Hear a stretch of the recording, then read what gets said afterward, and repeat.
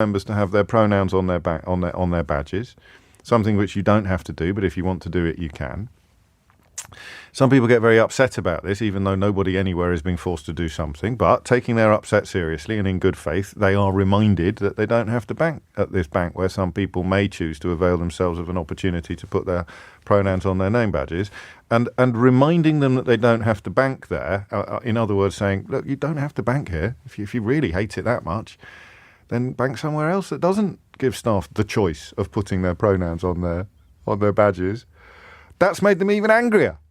Did they I don't want to spoil my monologue from the top of the 12. That's one of the contenders. The other one is, after Boris Johnson sort of attempted to, from a great distance, of course, which is kind of relevant to this, even though even I would be on Boris Johnson's side in a showdown with Vladimir Putin. He sort of sought to malign and insult Vladimir Putin by referring to small man syndrome, as did Ben Wallace, the Defence Secretary. The first time ever, actually, we've taken two topics from the leader page of the Times newspaper as opposed to the news pages, the opinion pages. Apparently there's no such thing as small man syndrome.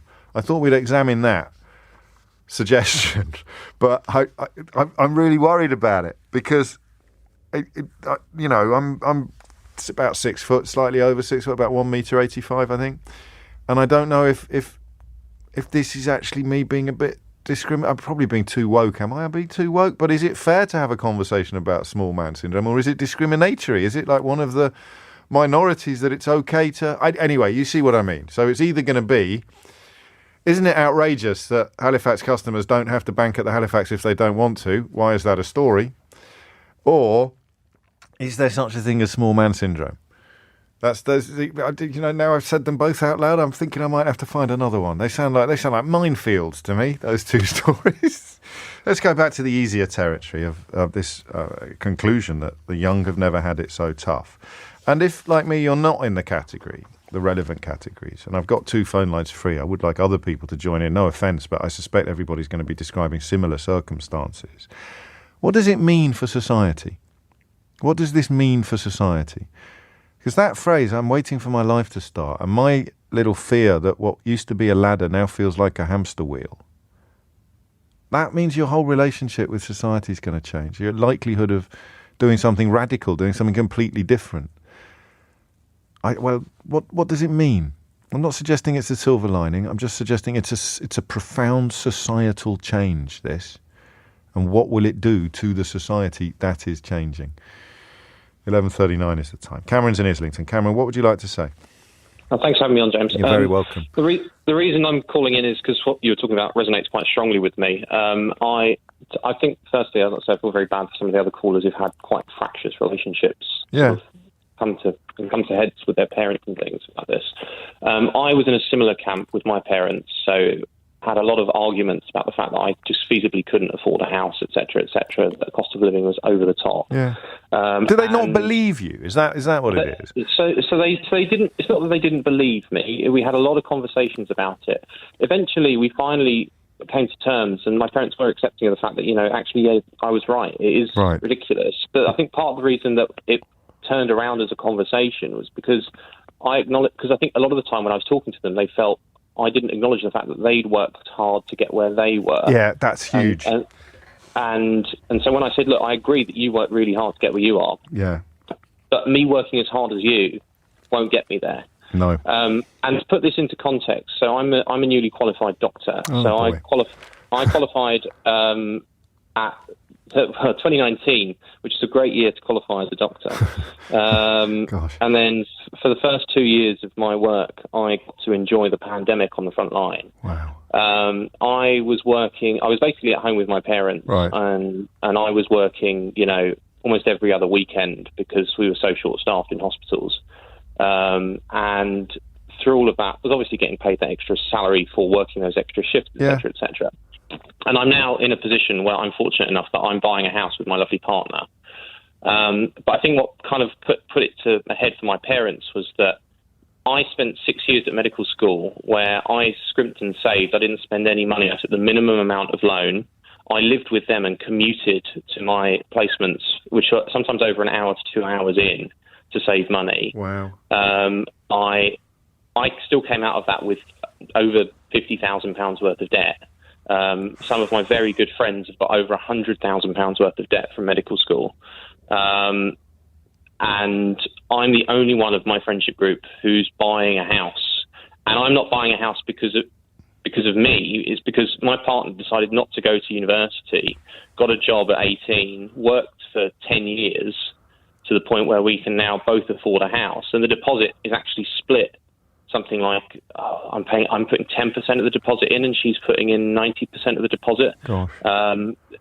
And I have this conversation with some of my other older relatives, and they can't get their head around the fact that me, as a qualified doctor, would struggle to buy a house. Well, I can't either. I can in terms of the numbers. I know what the numbers would be, but it just, in terms of the impact of it, it just feels and sounds implausible. Never mind wrong, doesn't it? Well, part of it is, when you talk to, and I even speaking to people who are, consultants now, who are junior consultants, when they started working as doctors in, say, let's pick 2005, their salary was actually higher when you adjust for inflation than mine is now, by a tune to about 25 to 30%. So, wow.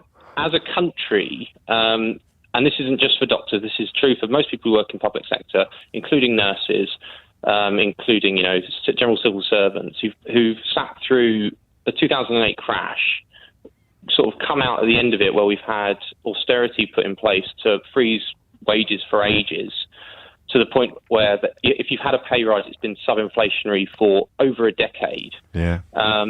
Your income at the end of that is 25% of what it was, and houses are now worth, upwards. I think we looked at my parents' first house when I had this conversation with them about how hard it was to buy a new house. Right. They bought their first house for, I think, £10,000. Yeah.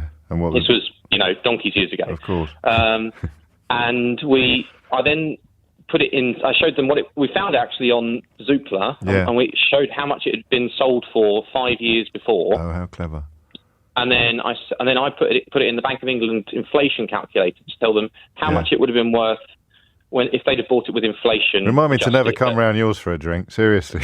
Well, yeah, I'm a horrible person to talk to. That's what medical school does to you. It makes you think about things. I'm teasing. This is important stuff. This is important stuff. But yeah, I think the discrepancy was about £300,000. Shucks. And that hit home for them. That made them sort of go, okay, this is not simplistic, or this isn't, lazy young people or avocado pears and too much Netflix. So, about the avocado on toast, I don't understand why fruit or vegetables on a piece of toast should be considered bougie. You're speaking in a country where banks reminding customers that they can bank somewhere else is apparently national news and a major scandal. So don't ask me to explain avocados to you. Seriously. Yeah, but that got my dad. When I showed him that actually the difference between the two, it didn't get my mum. Why not? Why not? Because I think she said, houses are different now. I think she still hadn't got her head around the fact that there were other things. She said, houses nowadays you get them and they're modernised a lot more. Oh, I see. So she thinks you could have found a wreck and done it up yourself. Yeah, and then when I showed her a wreck when we were doing viewings, and she went, "How on earth could you consider this viable?" And that's when it hit home. So the penny dropped for her as well. Yeah, but it part of it was, And these are caring parents. These are loving, intelligent people who just couldn't quite. Because I get that. I'm not in the same camp. I'm possibly a bit younger than your parents. I must be, because 10 grand was way, way, way, way lower than what we paid when we finally got onto the housing ladder. Although again, when you look at what that flat went for when it was recently resold, you do a triple take, never mind a double take. Just briefly, because you've taken me right up to the break.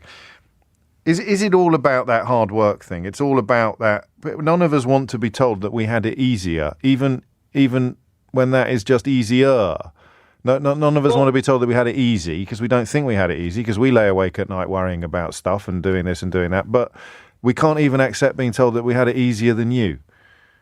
I think you need to contextualise it, James. I think I speak to my parents. My parents worked exceptionally hard, came from absolutely nothing, and I was the first to go to university. Sure. So they worked really blooming hard.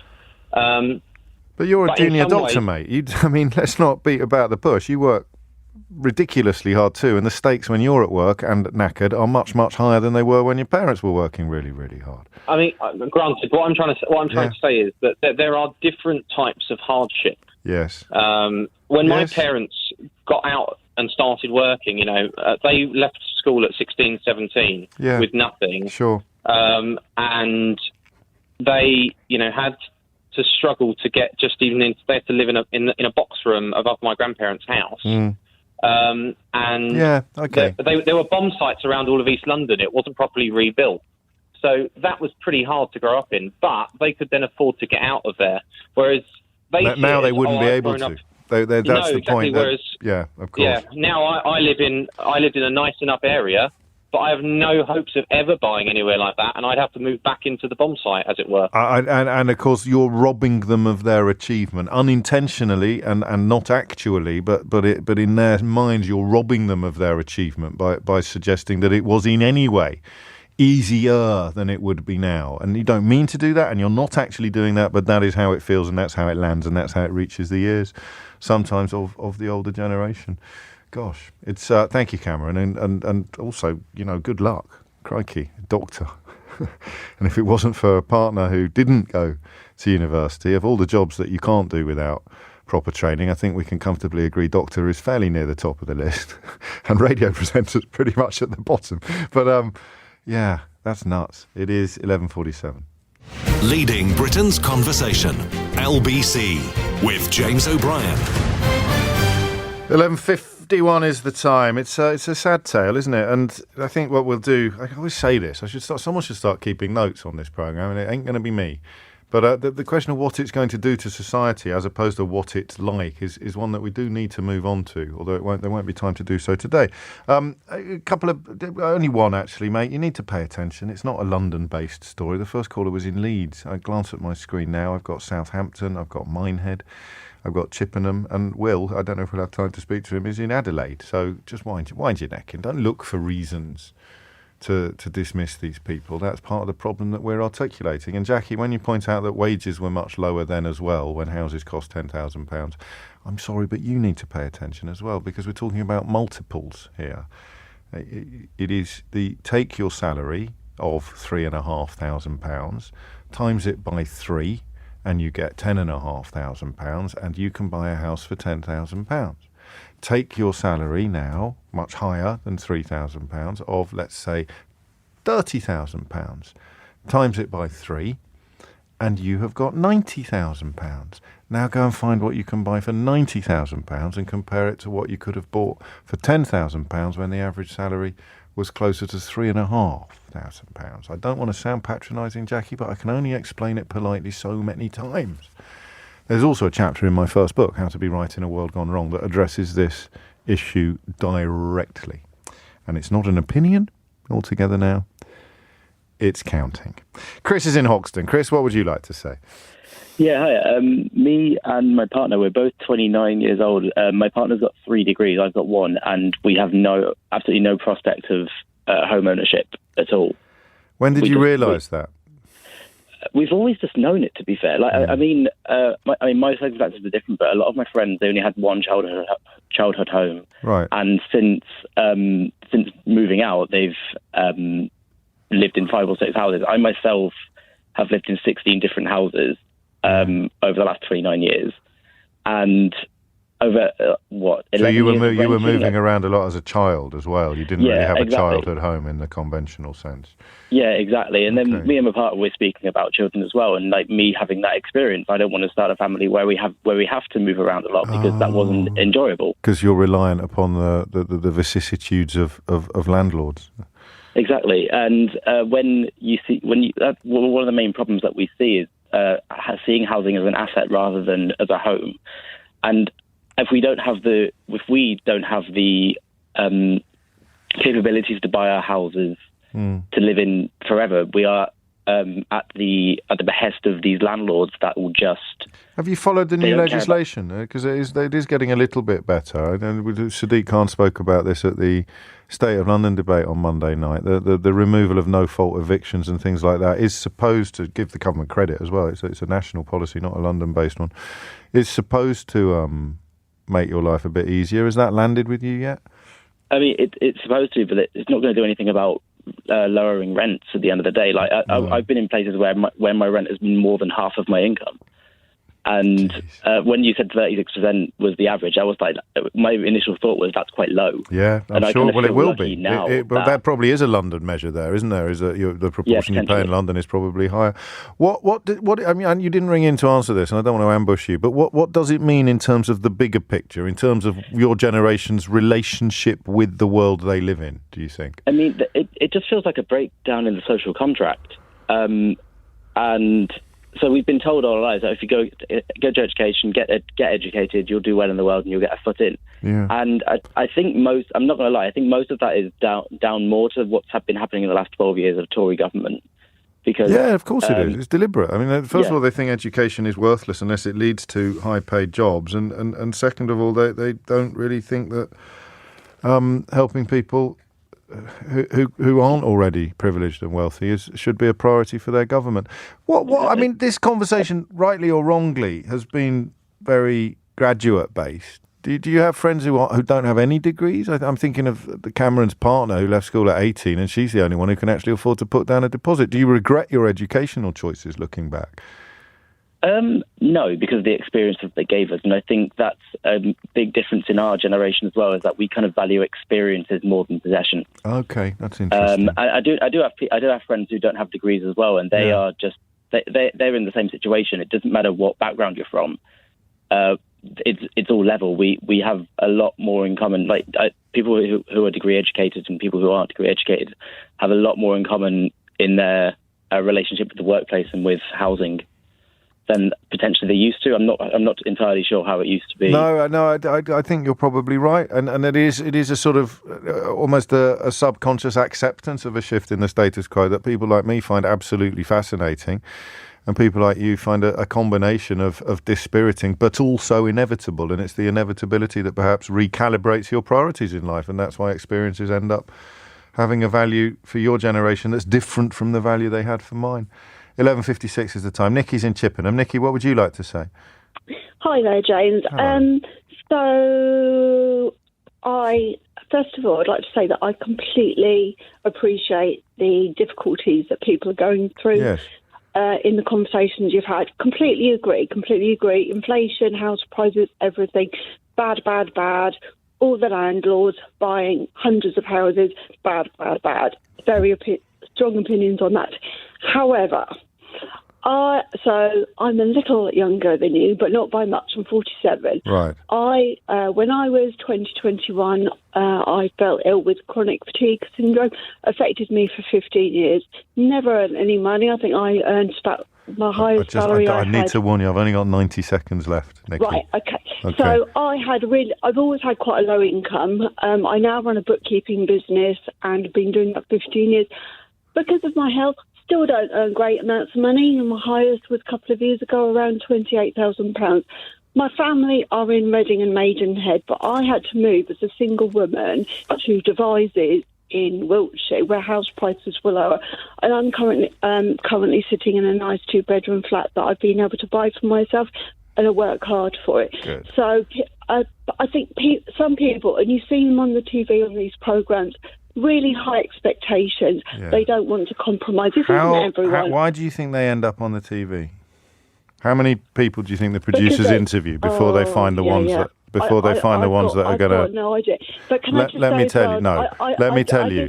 Let me tell you. All right, they will search. There'll be people whose job it is for 3 months solid to find the people to put upon the telly to make people like you think that they're representative of everybody else. And here we are, falling for it.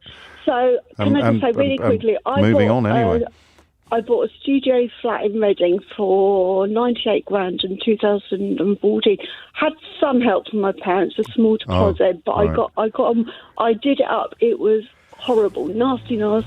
Lived in a 14-foot room for 2 years, and I've worked my way up. I think you should be an inspiration, Nikki, to us all. But do be careful about basing any opinions at all on programmes that are designed to give you opinions that are based on nonsense. I think there's a lesson there for all of us. Indeed, one could say the same about newspaper articles. And today, the newspaper article that is designed to make you very cross about nonsense is the one furious with the Halifax Bank for reminding customers that they don't actually have to bank with the Halifax Bank. And if they want to bank with the Santander or the NatWest or Barclays, have to be careful now. Some of the banks that were part of my childhood are probably non-existent. Lloyds is still around, is it?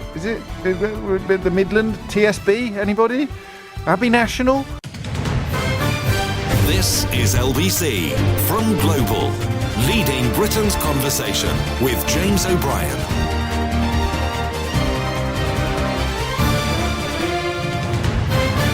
It is 3 minutes after 12. I'm going to rip up the rule book now. In fact, I might put the sign up in the back of the studio that says you don't have to be crazy to work here, but it helps.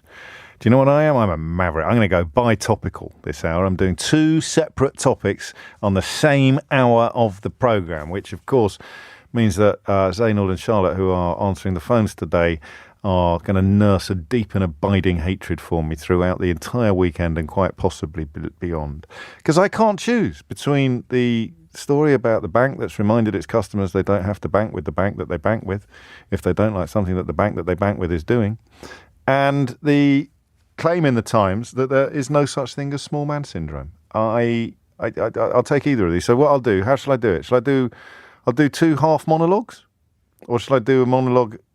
No, I can't do 2 full monologues, can I? Because then it'll be 12:30.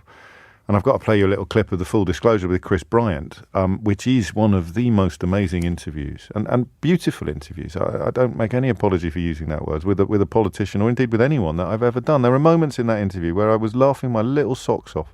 There are also tears, would you believe? Genuine tears, not Ramona tears, real tears.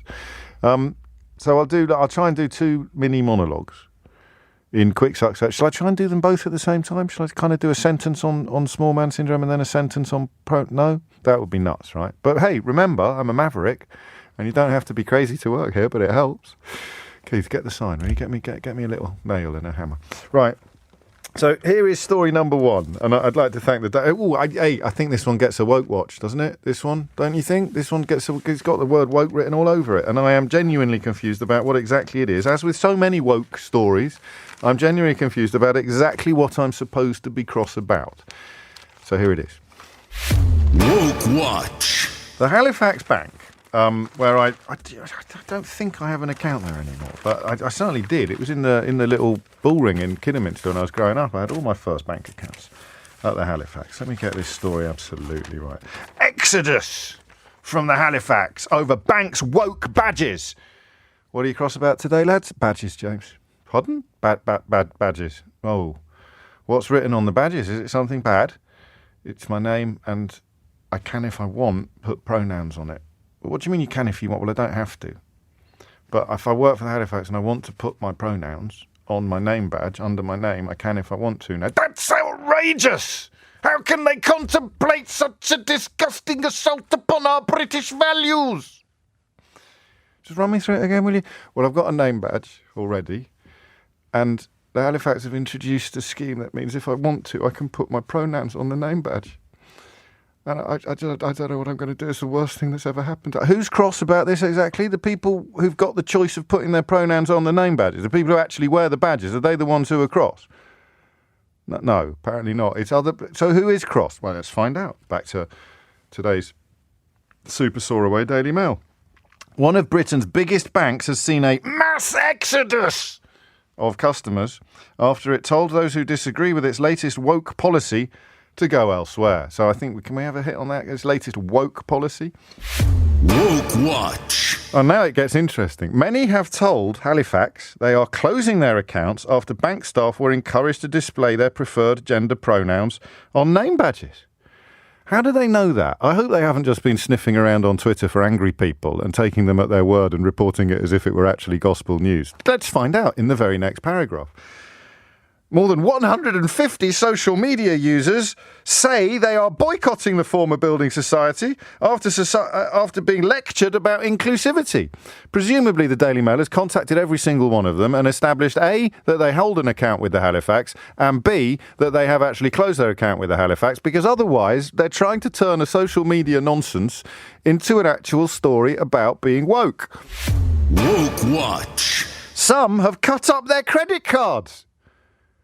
Why? Let's find out. Because staff are allowed to have their pronouns on the... No, that's not it. It's because they told us we could bank somewhere else if we didn't like it. Well, do you like it? No. And can you bank somewhere else? Yes. And what have they told you again? That we can bank somewhere else if we don't like it. Hang on. Let's run through that again. Do you like it? The fact that some of these staff are keen to have their pronouns on their name badges? No, I don't. Oh. And what have they told you? That we can bank somewhere else if we don't like it. And do you like it? No, I don't. And can you bank somewhere else if you don't? Yes, I can. So what have they told you again that you're cross about? That I can bank somewhere else if I don't like it. Right. Well, here's a word I've never said before, but I might have to read Richard Littlejohn's column to understand exactly what it is that we're supposed to be angry about on this issue. But frankly, I wonder whether life's too short. Last night, customer Caroline Fisk, 2 Fs, a former Conservative councillor, said, "It is incredibly rude for Halifax to say to customers, if you don't like it, go away." Is it? What should they have said, Caroline Fisk with 2 Fs, a former Conservative councillor? If you don't like it, stay here. If you don't like it, do the fandango. If you don't like it, have a banana. I don't know. What else should they have said? Incredibly rude for Halifax to say to customers, if you don't like it, go away. Well, do you like it? No. And can you go away? Yes. And what have they told you to do? To go away if I don't like it. Were you aware that you were able to bank elsewhere before the Halifax reminded you that you can bank elsewhere? Oh, stop it. You're so woke. Woke Watch. It's astonishing to have a bank behaving like a trans activist. And again, I would remind you what they've done. They have told bank staff that if they want to, they can display their preferred gender pronouns on name badges. Let's find another one from social media. Here's a good one. Here you go. A 50-year-old psychologist from London. Oh, no, it's the same person, I think. The row began on Tuesday when Halifax posted on Twitter a photo of a uniform badge with the words she, her, hers below the name Gemma and the declaration pronouns matter.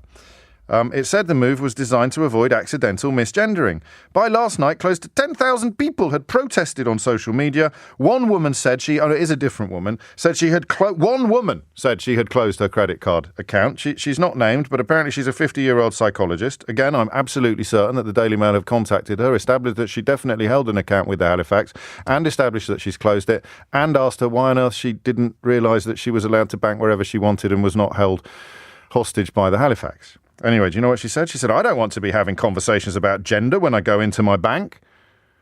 I would have thought that if there was any need for a conversation about gender, it would be caused by the absence of pronouns on a name badge. If the pronouns are there, there's no need to have a conversation, because any confusion from which you may suffer has been successfully diffused and removed by the presence of the pronouns on the name badge. Hang on. I don't want to be having conversations about gender. Frankly, I'd rather they focused on lowering interest rates. Wow! So they had a choice. It was either introduce pronouns on name badges or lower interest rates, in direct contradiction to what the Bank of England is currently suggesting. That's an astonishing insight from a 50-year-old psychologist from London who didn't realise that she is not somehow contractually required to bank in the Halifax. So I want you to tell me what I'm supposed to be cross about, because everything here is freedom of choice. You can now, if you want, have your pronouns on your name badge, right? And if that upsets you so much, you can bank somewhere else. And the bank that's put the pronouns on the name badges for people who want pronouns on their name badges have reminded the people who it has upset so much that they can actually bank somewhere else if they want to. I'll tell you when we're going to have a major problem. When every bank allows its employees to put their pronouns on their name badges, then you'd have to set up the anti-woke bank. Woke Watch. And you could clean up with all these former Conservative councillors and 50-year-old psychologists from like, you want to make a mint in this business? Start a bank where staff are categorically not allowed to put their pronouns on their badges. And do you know what else would happen in that bank? All they'd ever bloody talk about is gender. So this poor 50-year-old psychologist from London who doesn't want to go and have a conversation about gender when she goes into her bank, and who thought that Halifax apparently had a choice between introducing pronouns and name badges or lowering actual interest rates. That was the choice. When she finally goes to the anti-woke bank PLC, all they're ever going to talk about is gender, because it's only going to exist in order to ensure that she can walk into a bank where nobody is allowed to display their pronouns on a name badge. Down with kindness and inclusivity, says Julie in Suffolk, with her tongue firmly in her cheek. 12 after 12 is the time. You can have a go, if you please, at telling me what exactly Daily Mail readers are being encouraged to get cross about today, because they don't seem to know. And the idea that there has been a mass exodus as a consequence of a few Herberts on social media having a bit of a hissy fit seems to me to be surprising. But what do I know? I'm Mr. Woke Man, according to one Donald Trump supporting Conservative MP. That's my new nickname, Mr. Woke Man. And that concludes this morning's Woke One. Except it doesn't really, because I do actually want you to ring in and explain to me in terms, being as hilarious or as sarcastic as you please, what exactly it is I'm supposed to be cross about, or what exactly it is Daily Mail readers are being encouraged to be cross about. Is it the existence of pronouns, or the reminder that pronouns exist, or the freedom of choice being exercised by staff who want to display their pronouns on their badge under no pressure whatsoever to do so, or is it the reminder to people who are inexplicably so aerated by this that they are tearing their hair out in frustration that if they don't want to bank in the bank that does this thing, then they can in fact bank somewhere else? And now I've got to do small man syndrome in a minute. Well, you know what I'm suffering from, don't you? Small monologue syndrome. So the Times reports today that thank you very much, there is in fact no such thing as small man syndrome, and that all of the legends about people like Napoleon, most obviously, are actually false. Contrary to the depiction by the British caricaturist James Gilray, he wasn't even tiny. He's now thought to have been about 5'5", which is only slightly below the contemporary mean. Vladimir Putin, who was compared to, indeed, Napoleon and accused of having small man syndrome, while by Ben Wallace, I think, the Defence Secretary, and Boris Johnson has joined in, he's not even particularly diminutive. He stands at 5'6". Hitler apparently was 5'8", which is a tiny bit above average for his time, while Genghis Khan was 5'1", which is probably why he had a top knot. No? Don't need that? No. I don't know why I bother sometimes. So question number one is something, pronouns, badges, Halifax Bank, Daily Mail, rah. 0345 6060 973. And question number two is, hand on heart, is there such a thing as small man syndrome? And I guess the only person, I mean, you can either tell me as a witness to it, which is going to have to tread a little bit carefully, because, you know, it's an immutable characteristic, and certainly don't want to sound like we're mocking it or anything like that. Or you're going to have to tell me yourself that you are conscious of it, because when you're 6 foot, you don't look up to many people.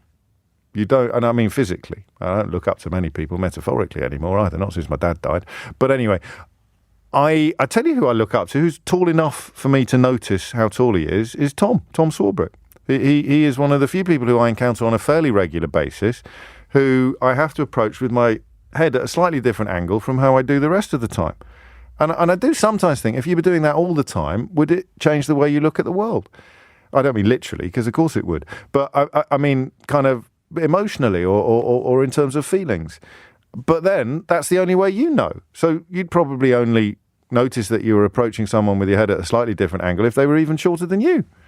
I don't know. I just think it might be interesting if we find that there is not enough mileage in the mass exodus of customers from the Halifax over reasons to take us all the way through to 1 o'clock. Hit the numbers now. You will get through. 0345 6060 973 is the number you need. I don't think I've ever seen them in the wild, Nick, in Fareham. He says, what about Mark Francois and Andrew Bridgen? I've seen pictures of Mark Francois, but I think they might have been doctored. I think they might have been photoshopped. And Andrew Bridgen, I don't know that I've ever seen him in the wild. Thank goodness. Anyway, your thoughts on this, you know the number. It's 0345 6060 973. The time now is 12:17. Leading Britain's conversation. LBC with James O'Brien. It is 19 minutes after 12 and you're listening to James O'Brien on LBC, where Chris in Worcester has just... I was so pleased with that little intro there, with especially the small monologue syndrome punchline, but Chris in Worcester has just pointed out you could have combined the two stories, James, and had people's heights on their name badges. Well, down with that sort of thing. That would be awful. That would be even worse than pronouns. And we will try to find out why we're supposed to be cross about this. I like this answer. I'm really cross because I don't get the opportunity to guess staff members' genders anymore when I go into my bank. And small man syndrome, is there such a thing? I suspect there is, but I don't want to do the conversation in a childish way, which is why I've enlisted Richard in Shefford to help me. Richard, what would you like to say? Hi, James. I'd like to say I'm a big fan, Thank but you. I'm a small fan. Well played. Well played. Lovely stuff. All the people you've mentioned so far have been terrible. You haven't mentioned any brilliant short people yet. It's all Francois, Putin. Yes.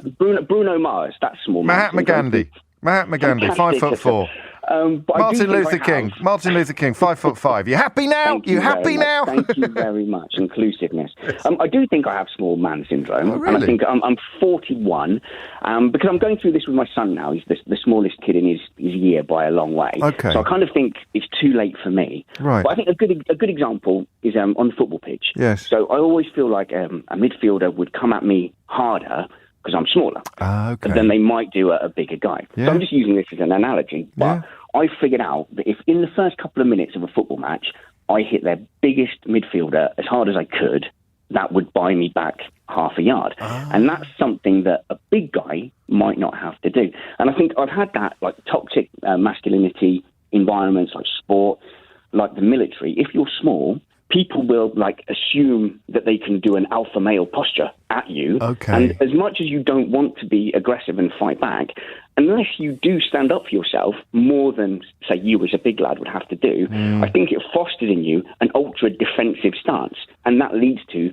small man syndrome. So some of us Yeah. are born with syndromes, some of us achieve syndromes, and some of us have syndromes thrust upon us, is the argument. I think this was thrust upon me. I think it was too, the way you describe it.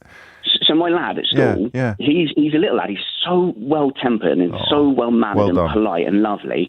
But all me, not my wife. Maybe a little bit of you in there.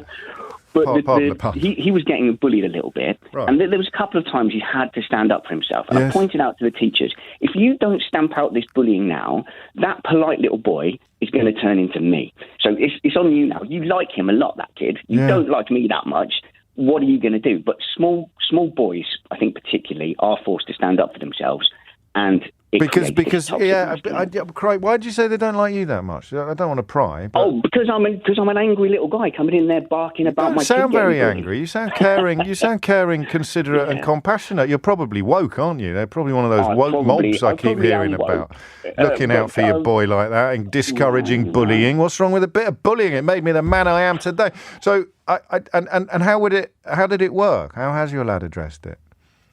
He's had to stand up for himself a couple of times, unfortunately, and he's going to go down that path. And when it comes to football, I've had to teach him. Yeah, you are going to have to get stuck in. If you're a coward and a bully, you're going to pick on the little guy, which means that if you're the little guy, you're going to have to approach life differently from someone who is not the little guy, right? Can I give you one more example before I go, James? Yeah, no, absolutely. So I went from the military to the defence industry, where there was lots of ex-squaddies and airmen there as well, and They continued this, and they loved saying to me, "Oh, you little so-and-so," because it's always an insult, isn't it, to be small, you little such-and-so. I guess so, yes. And they love this posturing.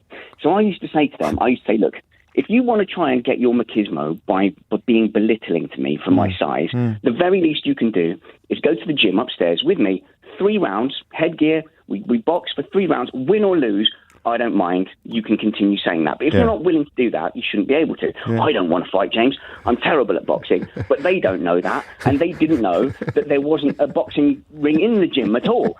But the fact is, as soon as I said that, they shut up because they were cowards and they were using this natural size to just be domineering. And I think, look, this is what small guys, I think, deal with. I think that's really interesting. So, I mean, okay, final question. And you're a perfect start on this. You've completely made up for the fact that I only had a minute to do the monologue.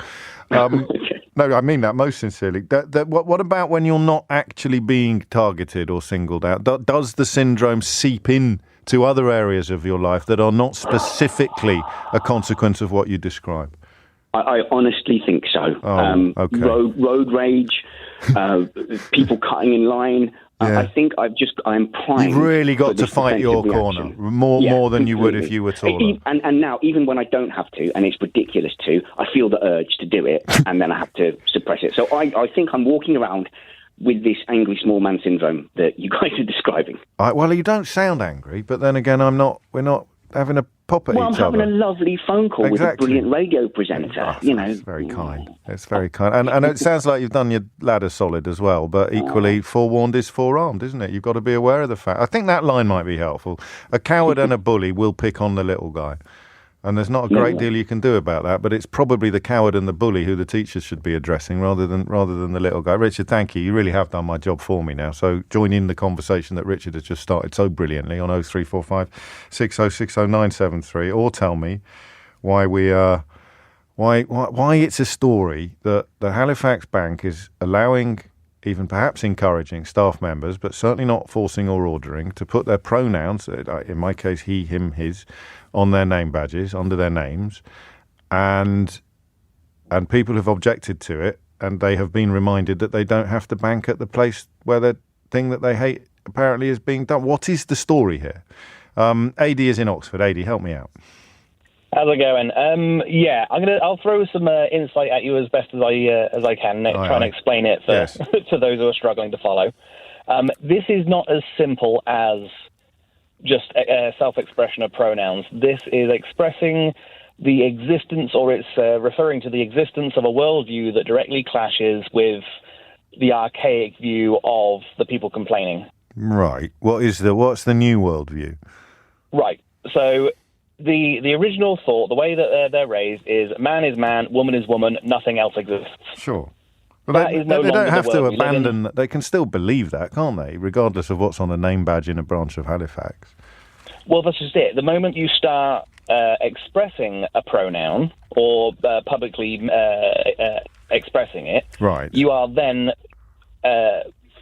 insinuating that it's not always obvious, whereas they think that it is. But it isn't, is it? Especially these days. Absolutely not. But that goes directly against their worldview. Why don't they just say that?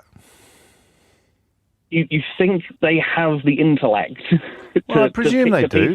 So one of these fellas is among the best paid columnists in the country. And the other bit I don't get is, the second bit of the story, which is, okay, if you really don't like it, then you don't have to put up with it. Why is that? Exactly. Why are they cross about being reminded that choice of bank is optional? You're familiar with the expression "cake and eat it"? Yeah, but does it work in this case? How do you they want the other people to be ordered not to display their pronouns on badges? No, they just don't. They don't want anything which challenges their worldview. Which would they don't want any reminder which would whatsoever. mean you're not allowed to put pronouns on badges. They want to deny all existence of them. And that would be a removal of somebody else's freedoms. So they're complaining. Absolutely. They're complaining about having the right to exercise their own freedom, i.e., to bank somewhere else, while calling either implicitly or explicitly for the freedoms that these bank staff have been afforded to actually be removed. Yes. See, a logical mind, like I dare say yours and mine. Well, thank you very much. When they mention about I don't want to go into the bank and have a conversation about gender. Yes. Well, do we?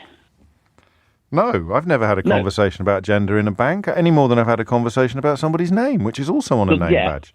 So the logical thing to do is, if you don't want to have a conversation about it, don't.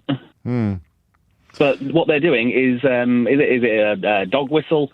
They're picking up on something that they don't need to pick up on, and they're going out of their way to be offended by it. There's a great business model to be had in infuriating people and telling them they're under. So something that I can't really articulate is being stolen from me, and it's all because of the woke mob.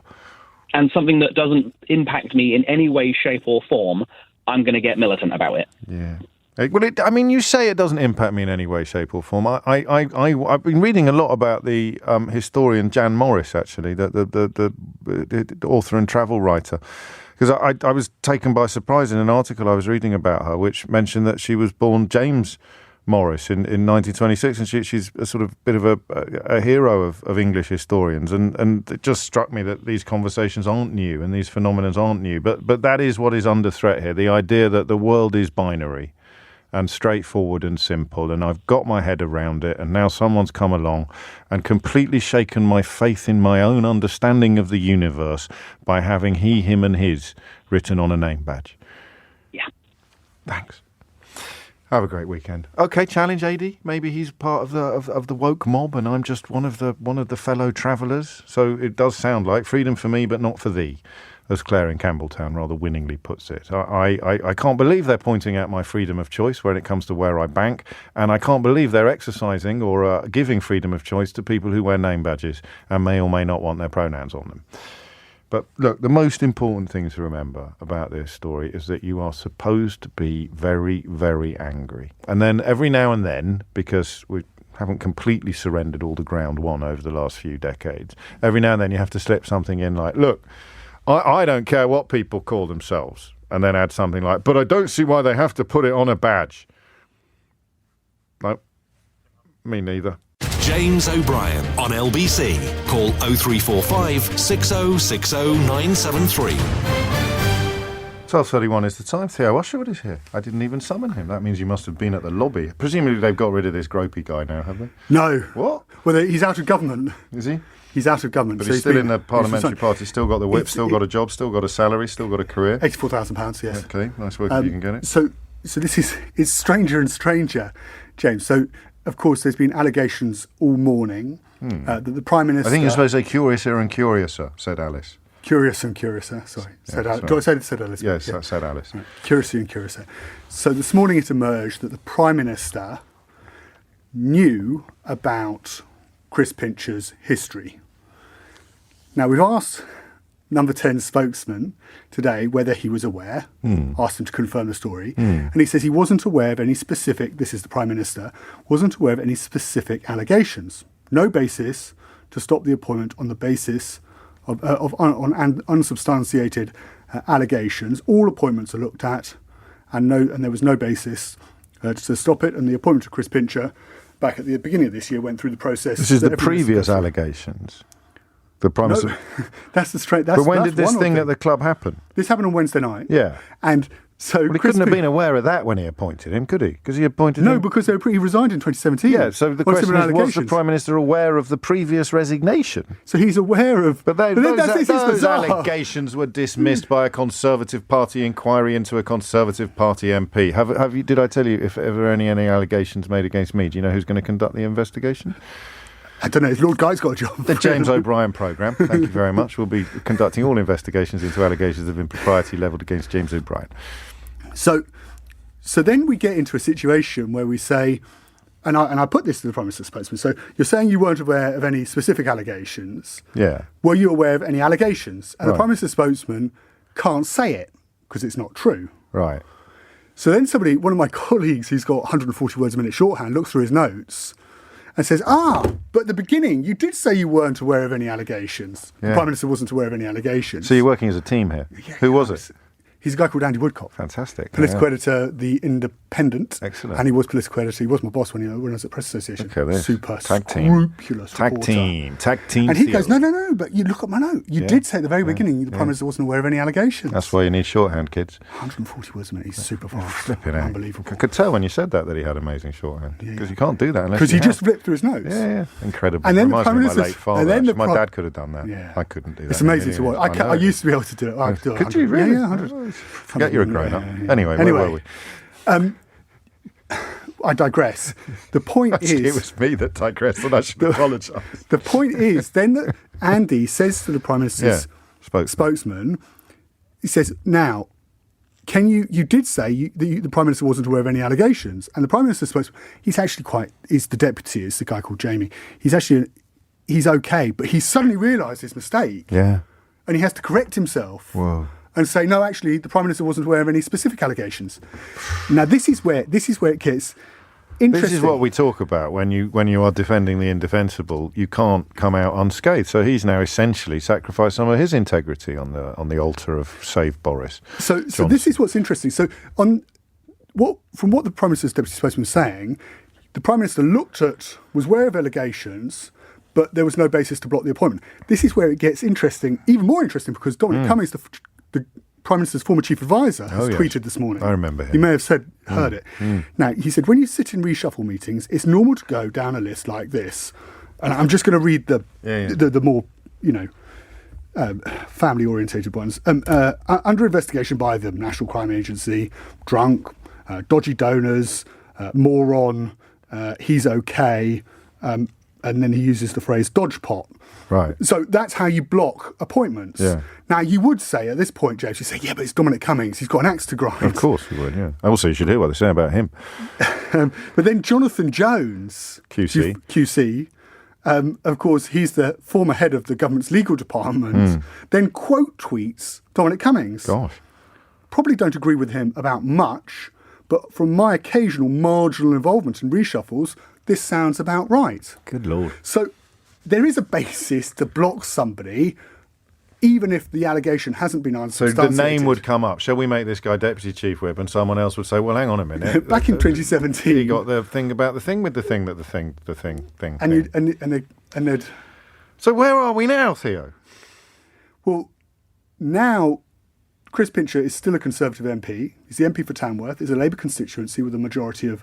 a Tory constituency with a majority of 20,000. It was last Labour in 2010. They could possibly win it. It would need a fairly sizable swing, a bigger swing than what happened in Wakefield. But not as big as Tiverton. And he's going to remain a Conservative MP for the time being. Now, there is huge amounts of anger and pressure on the Conservative backbenches. Yeah, I'm reading about that. And in Downing Street. The people in Downing Street can't quite understand why this guy is not being... But Chris Pincher was, at the beginning of the year, he was absolutely central to Operation...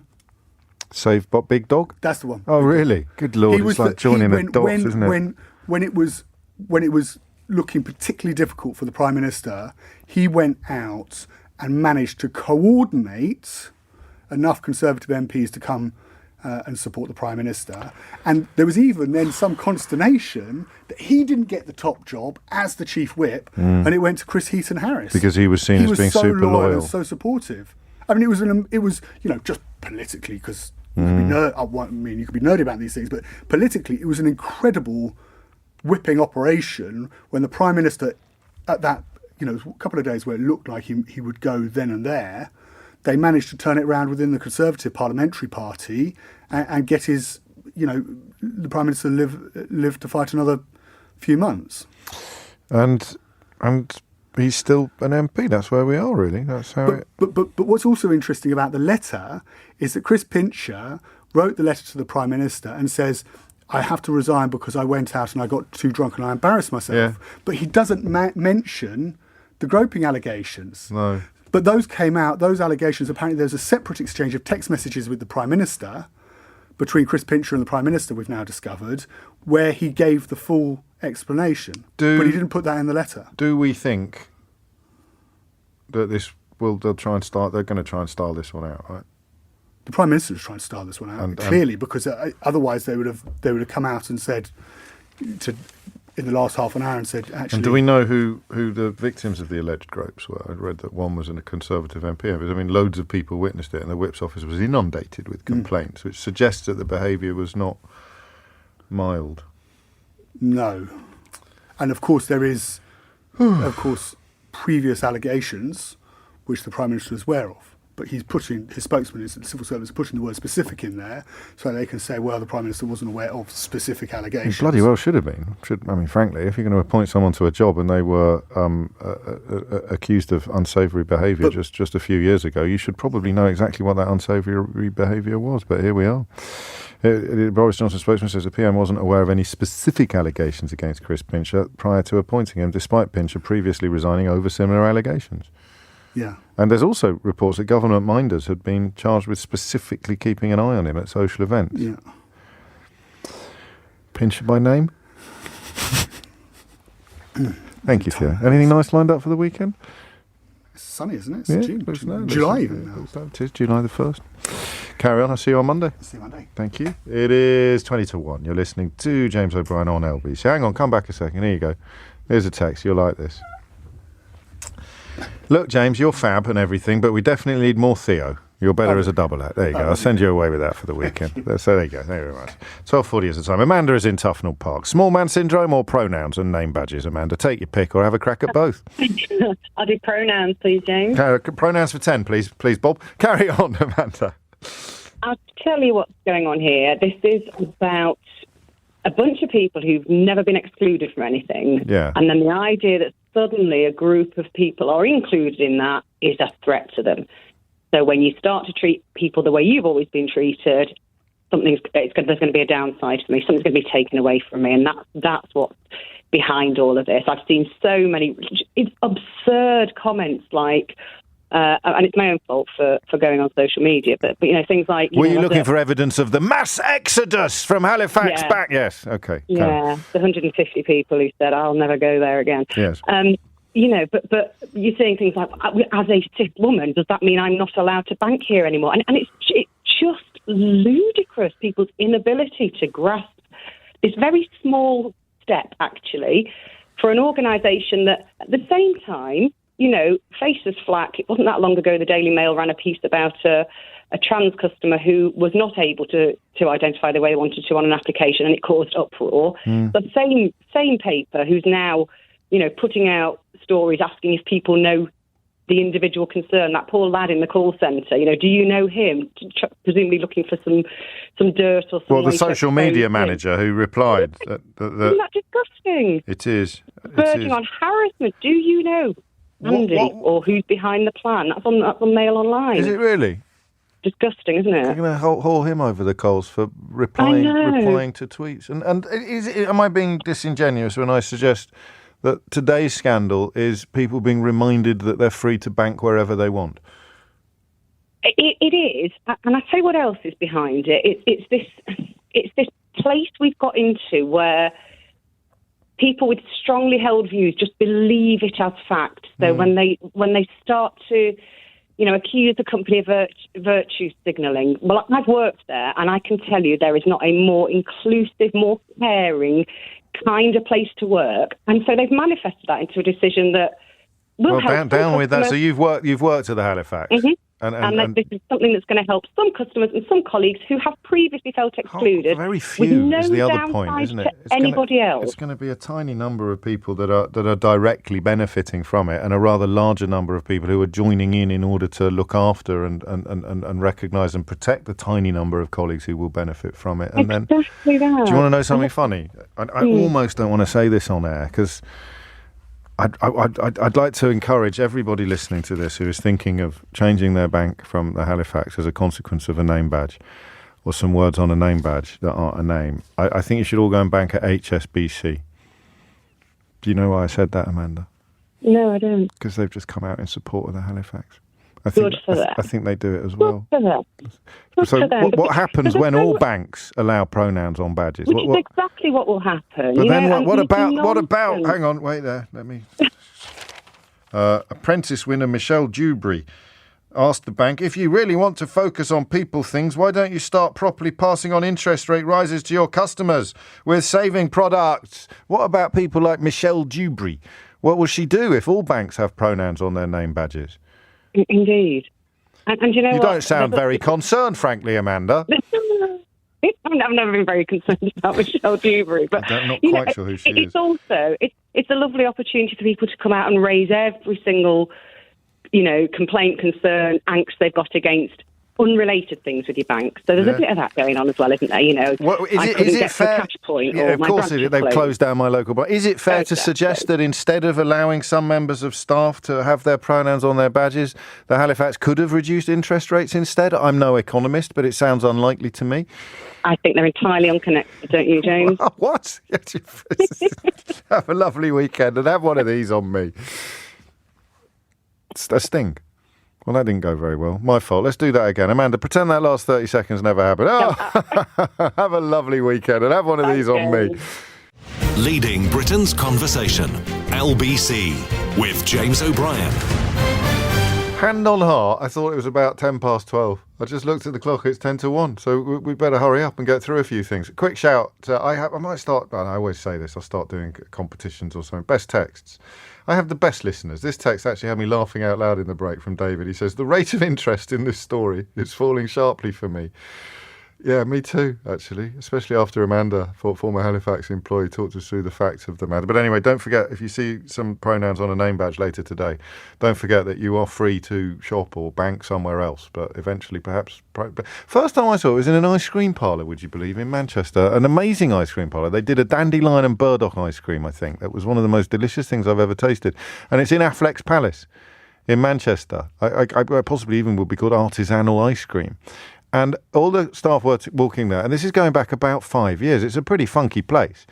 It was very cool when I lived in Manchester as a young man, and it's still there now. So I took my daughters there, and amazingly, they were as excited by it in their teenage years as I was in my teenage years. But we went for a fancy ice cream, and all of the members of staff had the pronouns on their name badges. And I, like a Daily Mail reader, was a little bit nonplussed by this. But unlike a Daily Mail reader, I asked somebody younger and more perhaps in touch with social change what it all meant. And they explained it to me. And that was the end of my nonplussedness. I'd forgotten about that. I knew someone now, I'm just going to text how brilliant my texters are. Someone will text me the name of the ice cream parlour in Affleck's Palace in Manchester, and I'll give him a shout out for having delicious ice cream, if indeed it is still there. And Andy has found very odd grounds for a friendly complaint when I suggested no one's ever had a conversation about a name on a name badge, so why on earth would you have a conversation about a pronoun? This in response to the woman in the Daily Mail who thinks she's going to have a conversation about gender every time she goes to the bank as a consequence of pronouns appearing on a name badge. Andy says, I have actually had a conversation about a name in a bank when I arranged a loan with a lady called Siobhan, and I asked her how it was pronounced. Fair enough, Andy. That's absolutely fine. Speaking of having the best listeners, on the Full Disclosure podcast, I also have the best guests. And on Tuesday, I said to you, we must get Chris Bryant on the podcast.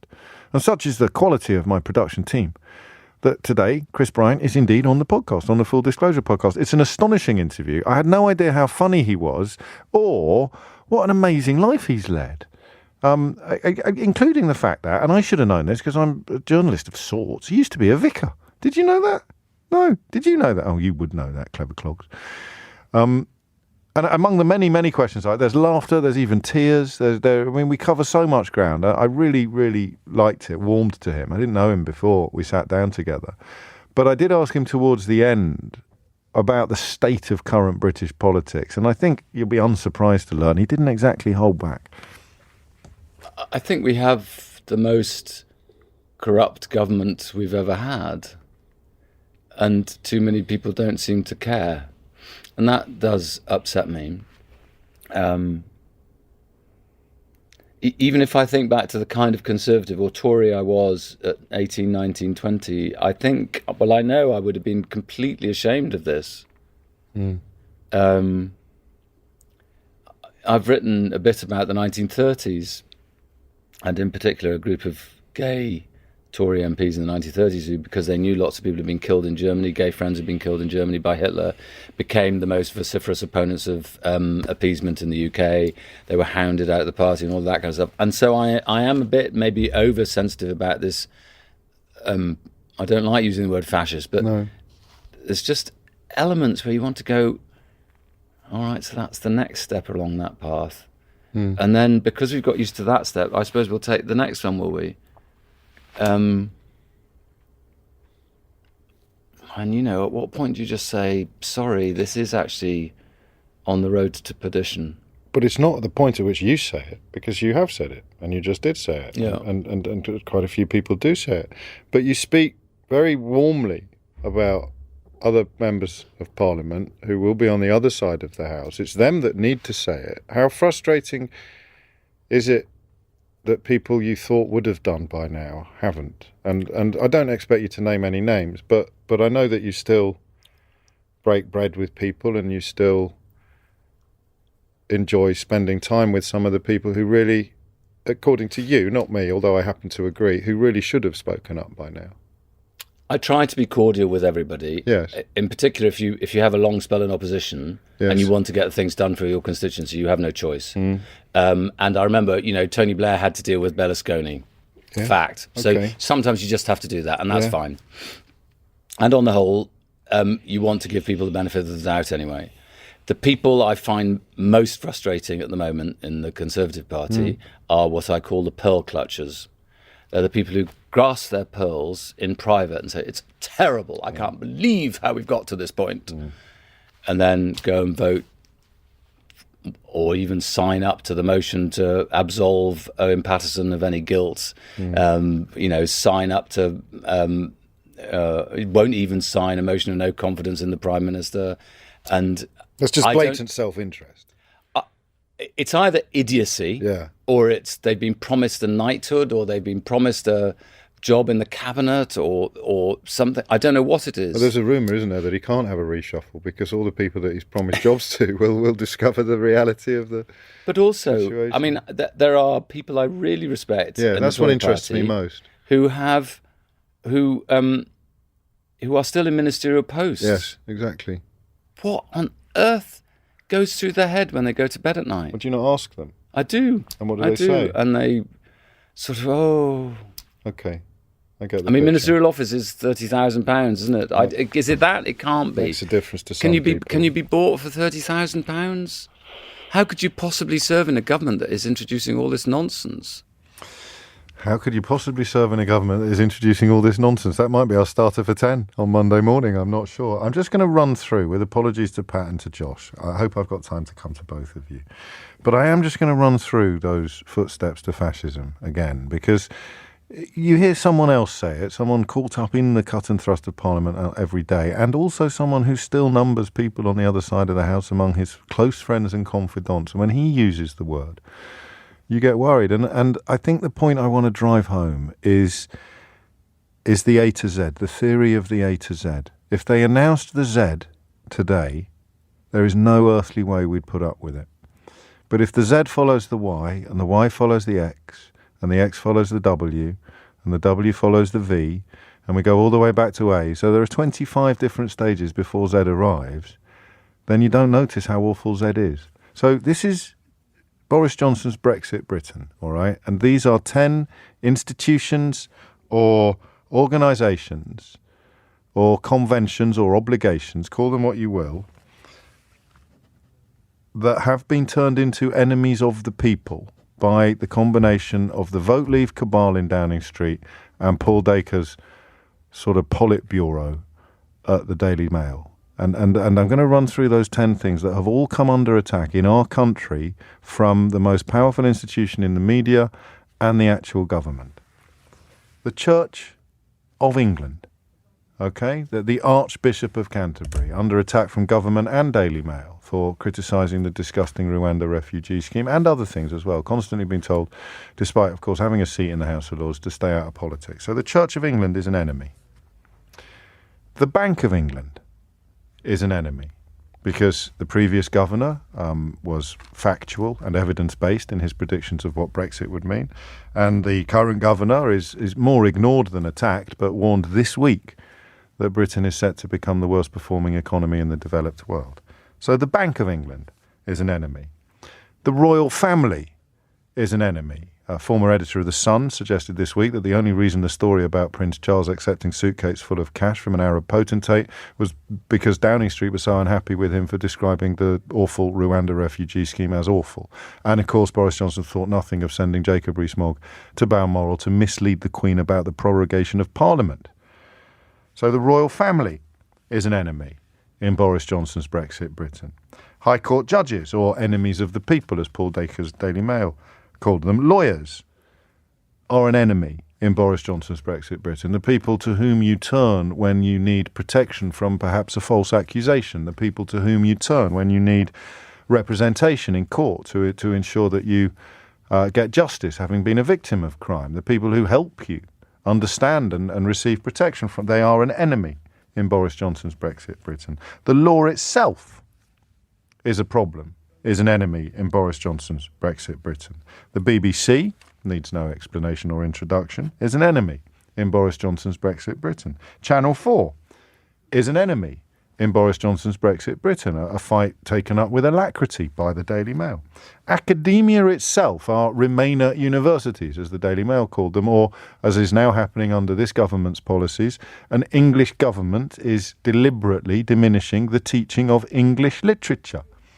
In Boris Johnson's Brexit Britain, academia and universities are an enemy. And finally, with reference to yesterday's Daily Telegraph, as opposed to the Daily Mail, select committees containing a majority of Conservative MPs are kangaroo courts that can't be trusted to properly investigate Boris Johnson's alleged knowingly misleading of Parliament. So even parliamentary select committees with a Conservative majority are now enemies in Boris Johnson's Brexit Britain.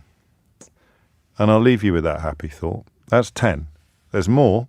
I could have put the Ministerial Standards Code onto the list and a couple of other things as well. I think we're going to have to start keeping notes.